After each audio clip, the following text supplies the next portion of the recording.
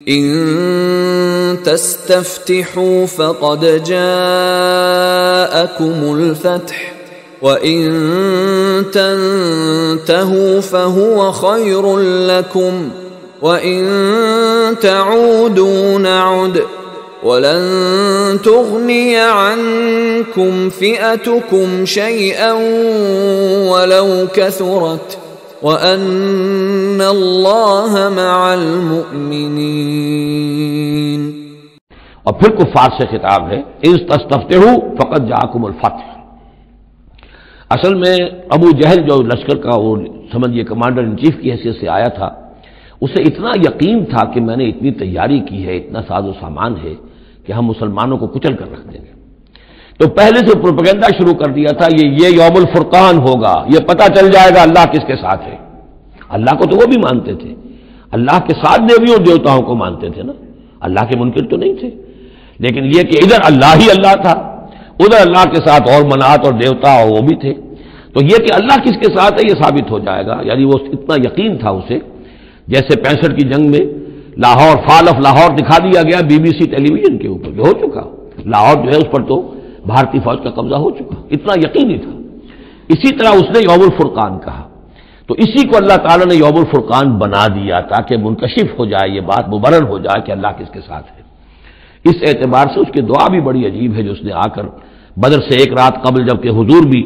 دعا مانگ رہے تھے اور طویل ترین سجدہ کیا تھا، اس نے بھی دعا کی تھی، اور وہ دعا جو ہے وہ موحدانہ دعا ہے، اس میں کسی لات عزا حبل منات کا کوئی تذکرہ نہیں۔ اللہم اے اللہ اقطعنا للرحم وعین الغدات، جس نے ہمارے رحمی رشتے کاٹ دیے ہیں کل تو اسے ذلیل و خوار کر دے، یعنی اس کا جو سب سے بڑا چارج تھا، الزام تھا حضور پر، وہ یہ تھا کہ اس شخص نے آ کر ہمارے خاندانوں میں تفریق پیدا کر دی، بھائی کو بھائی سے جدا کر دیا، ایک بھائی مسلمان ہو گیا وہ علیحدہ ہو گیا، باقی بھائی کافر ہیں، ایک دوسرے کے دشمن ہو گئے، ماں باپ سے اولاد کو جدا کر دیا، شوہر کو بیوی سے کاٹ دیا، بیوی کو شوہر سے کاٹ دیا۔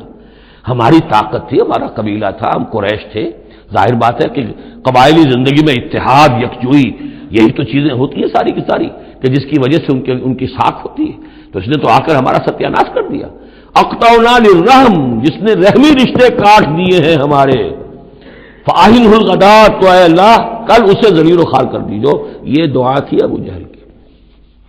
بہرحال اللہ تعالیٰ اب ان سے خطاب کر کے کہہ رہے ہیں کہ اے مشرکین مکہ ان تستفتحوا،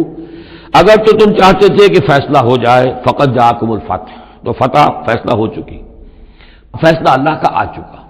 معلوم ہو گیا کہ حق کدھر ہے باطل کدھر ہے۔ وَإِن تَنْتَهُوا فَهُوَ خَيْرٌ لَكُمْ، اب بھی اگر تم باز آ جاؤ تو یہ تمہارے لیے بہتر ہے۔ وَإِن تَعُودُوا نَعُودْ، اگر دوبارہ اعادہ کرو گے ہم بھی یہی کچھ دوبارہ کریں گے۔ وَلَن تُغْنِيَ عَنْكُمْ فِئَتُكُمْ شَيْئًا، اور تمہاری یہ نفری اور جمعیت اور تمہاری یہ تعداد تمہیں کسی کام نہیں آ سکے گی۔ وَلَوْ كَثُرَتْ، خواہ وہ بہت ہو، وَأَنَّ اللَّهَ مَعَ الْمُؤْمِنِينَ، اور یہ کہ اللہ اہل ایمان کے ساتھ ہے۔